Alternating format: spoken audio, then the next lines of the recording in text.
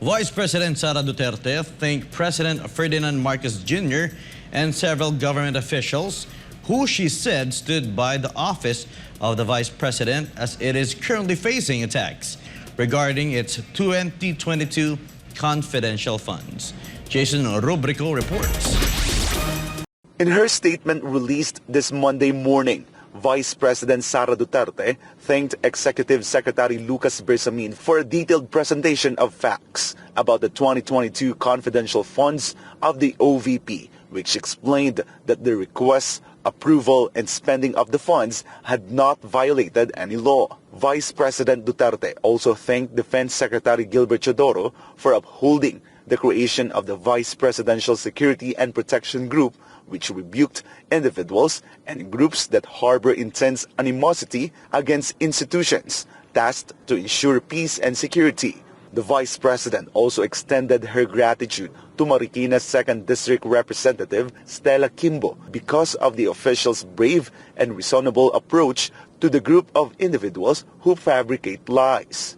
Vice President Duterte said she appreciates efforts that help counter the lies told by Representative Franz Castro and the Makabayan bloc in Congress regarding the said confidential funds. Meanwhile, the Vice President said that while Senator Risa Hontiveros amuses the nation with her talent for drama, there is nothing she could do but wish that the use of the said fund is illegal. Vice President Duterte also expressed shame that they still cannot present evidence to support what she called as their dirty imagination. The Vice President added that the annoyance they caused in Congress and the Senate would have been enough for them not to be given serious attention. Vice President Duterte believes that the lies being spread to the public will eventually lose its charm, and OVP and DepEd will persist in achieving their aspirations for the Filipinos and the country. For God and my beloved Philippines, I am Jayson Rubrico, SM9 News. The Ombudsman has rejected a case against several government officials known for their anti-communist terrorist group stands. MJ Mondihar reports. Some of the topics discussed during the deliberations of the 2024 proposed budget of the Office of the Ombudsman at the House of Representatives are likely a triumphant feat for former government officials who are against the communist terrorist group CPP, NPA, NDF. This is after Kabataan Party List Representative Raul Manuel asked Ombudsman Samuel Martires for updates on the cases filed against former Task Force LCAC officials. These officials include former NTF LCAC spokesperson Lorraine Badoy, former AFP General Antonio Parlade, and former National Security Advisor Hermogenes Esperon. The cases are related to the issue of red tagging leftist groups. Ano na po ang status ng 6 na administrative complaints and 2 criminal cases?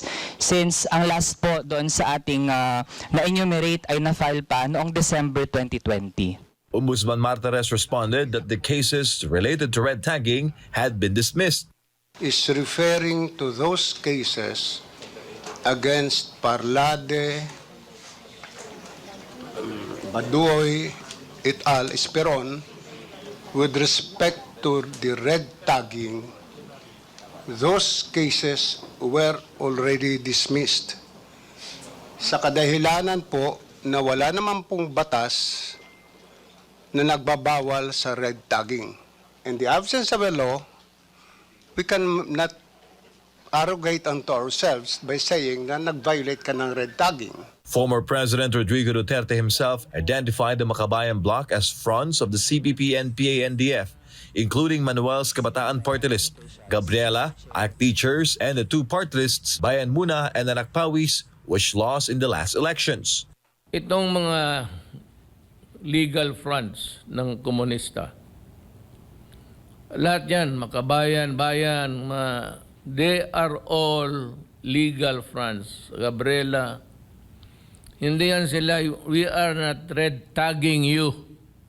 We are identifying you as members in a grand conspiracy comprising all the legal fronts that they have organized, headed by NDF. Tapos yung sa armed struggle, ang New People's Army, NDF, at Communist Party of the Philippines. During the hearing, Manuel was taken aback when Martires mentioned how their office is sometimes being used for personal interest unrelated to the Ombudsman's jurisdiction, especially in the context of red tagging issues. Dahil nga walang red tagging, pa-file mo ng kaso ng violation ng Anti-Graft and Corrupt Practices Act. Para lang po yun yung nagpalusot tayo Ba? Ito yung tinatawag na yung palusot Kung sa sibuyas, ito yung palusot na pagtatanim ng sibuyas o ani. Ang basis naman po ay Anti-Graft and Corrupt Practices Act, pati din yung Code of Conduct. May mga pagkakataon po, ginagamit ang ombudsman. Sana wag naman po ganun. Dahil hindi naman po ang ombudsman karakarakan mag-action sa inyong mga kaso na wala naman talagang kinalalaman. Pero kung papalusutan kami na red tagging ang rason, pero sasabihin hindi, nag-violate ka ng Section 3E. Because Section 3 says undue injury to the government or the individual. Yan ang cause ng undue injury na yon. Kung red tagging, wala akong binayolate na batas. For Ganamabul of Philippines, MJ Mondihar, SMNI News.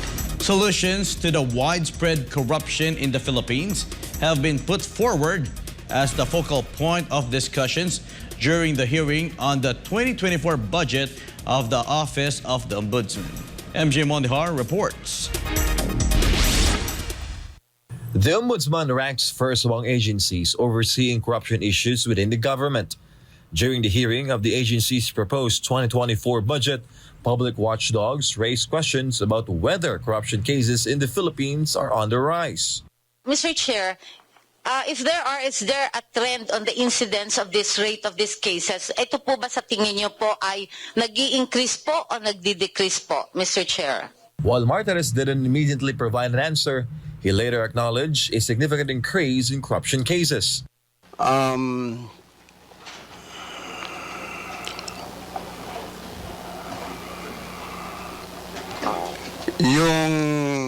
Kung nagtaas po ang incidence ng mga gawain ito, ang korupsyon po ay hindi titigil sa ating bansa. Not even during our lifetime. Martires further stated that the corruption in the Philippines has become endemic and appears to be normalized among Filipinos, especially within the government. Ang korupsyon po ngayon sa Pilipinas ay nagiging endemic. Ang korupsyon po ngayon sa Pilipinas ay nagiging parang fashion, becomes a fad. Because money becomes power. Mayroong mga departamento ng gobyerno, hindi nyo akalain ay korap, akala nyo natutulog, pero mas korap pala yon sa ibang ahensya ng gobyerno na akala nyo ay korap.